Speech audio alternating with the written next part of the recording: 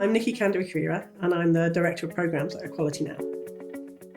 Equality Now has a theory of change which describes our strategy towards bringing access to justice for women and girls across the world. So we have three main pathways, which is the legal pathway, the collaboration pathway, and the advocacy pathway.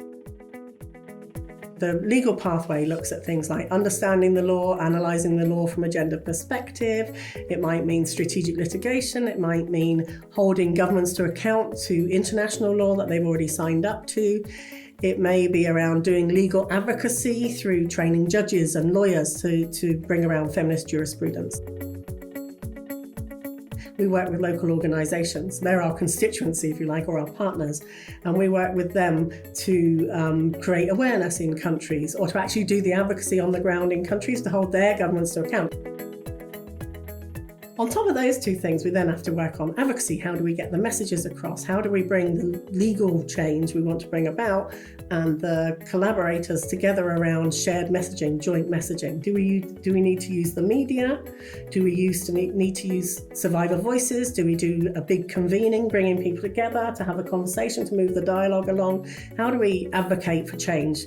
So that's bringing together technical knowledge of the law and the people on the ground. So that's our theory of change. Then those three pathways coming together, that's what brings about the change.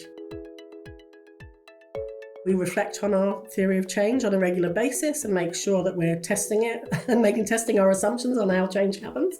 And it became very clear that there was a fourth pathway. So the fourth pathway is a resourcing pathway. And to get resources for us, we can apply to big institutional donors, but we also get lots of people that join us because they're interested in our issue. They want to support us as individuals. We needed to engage them in a way that made them understand that their contribution is actually one of the pathways. We need to inject their resources in the right way at the right time to help us progress along our pathways.